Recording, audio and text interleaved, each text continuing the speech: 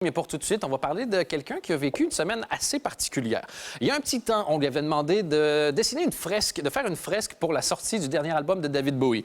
Comme vous savez, cette semaine, donc David Bowie est décédé et cette fresque est devenue un lieu de recueillement, limite un lieu de culte. On peut la voir d'ailleurs ici, ce qui a un peu dépassé puisque c'était pas vraiment l'intention au départ. Et on avait envie de parler avec l'artiste. Qu'est-ce qui se passe quand tu crées quelque chose et tout à coup ça t'échappe? Et il a accepté de venir avec nous dans l'émission ce soir, en compagnie de son frère Martin, qui est aussi son partenaire, son manager, et je soupçonne d'être son conducteur.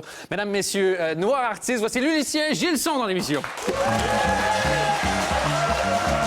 va bien? Merci beaucoup. Salut Martin. Merci beaucoup. Asseyez-vous.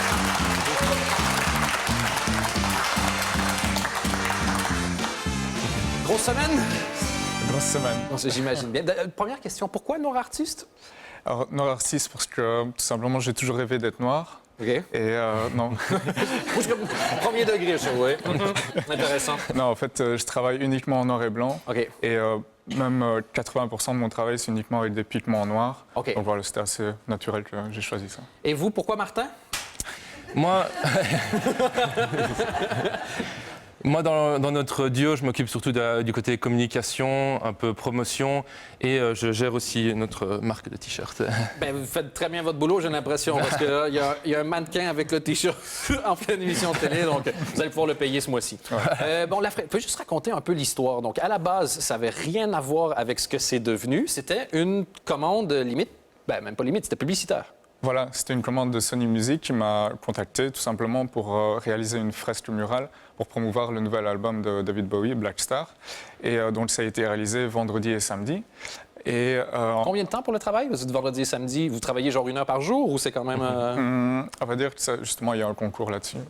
Il faut deviner le nombre d'heures. On voit d'ailleurs le time-lapse. C'est plus ou moins 6 heures par jour, 6-7 heures. Ah ouais? Ouais, non-stop. Et là, on voit que c'est réalisé avec, en pleine journée avec des gens qui passent. Est-ce que les gens vous arrêtent, vous posent des questions? Ou Tout le temps, les gens s'arrêtent, prennent des photos et viennent me poser des questions. Et ça vous embête, ça, ou vous savez que ça fait partie du... Non, ça fait partie, oui, non, c'est agréable, justement. Et puis, c'est aussi une façon pour moi de faire ma promo, parce que les gens ont aussi envie d'avoir une fresque chez eux. OK. Bien, ça peut être très intéressant. Et donc, après le décès de David Bowie, ce time-lapse-là a été partagé par la page officielle. C'était vu plus d'1 million de fois en 8 minutes, un truc comme ça. Ouais. Et c'est là que ça a explosé. Et les JT qui vous appellent et tout. Et comment vous avez vécu ça? Ça vous a un peu dépassé, non? Oui, ça m'a un peu dépassé. En fait, la vidéo a été postée le dimanche. Elle a vite atteint 1 million de vues, donc c'était un peu l'euphorie pour moi et mon frère. C'était des high-five. Oui. Ben, à moins que je ne sais pas à quel point vous étiez fan de David Bowie vous-même.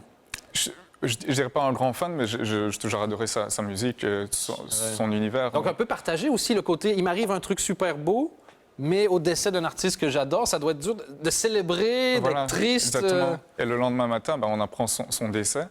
Et du coup, là, c'est un sentiment assez étrange. Ouais. Et du coup, je reçois des appels de médias, RTL et tout ça. Et du coup, je me retrouve un peu à devoir passer des interviews en une seule journée. C'est assez étrange. Et la vidéo aussi, parce qu'en fait, elle apparaît sur la dernière publication de son mur Facebook. Ah ouais. Donc, on voit ma tête en train de tenir l'album.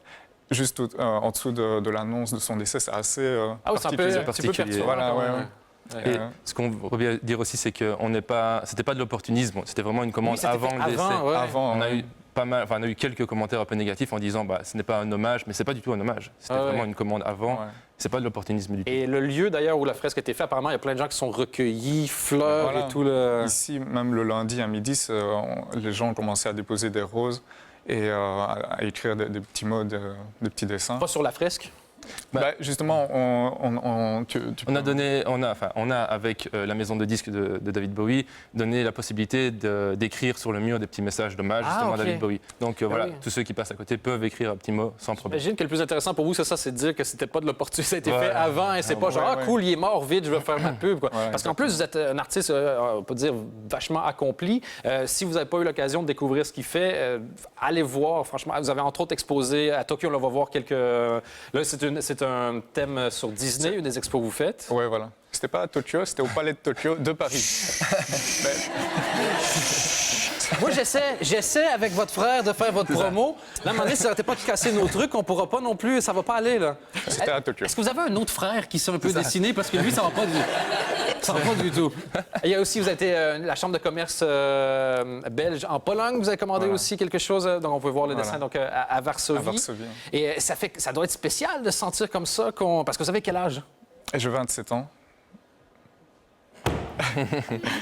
27 ans? Voilà. On dirait pas? Non, c'est pas ça. C'est que j'aurais préféré, vous avez dit 60. Je me serais senti moins diminué.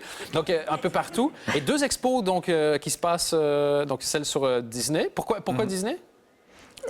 C'est un thème choisi par la galerie, dans laquelle j'expose à Bruxelles, la Mazel Galerie. Et l'autre expo? L'autre expo, c'est aussi à la Mazel Galerie et c'est sur le thème belge. Enfin, créateur belge. Créateur belge. Et donc, il y a eu février, novembre. Bref, il y a aussi un site où on peut voir ça. Nous, on va évidemment mettre sur notre page, s'il y en a qui veulent découvrir ce que vous faites, parce que c'est ça. Vous avez fait cette fresque-là qui a fait parler de vous, mais ça ne fait partie que c'est une simple parcelle de votre univers au complet. Exactement.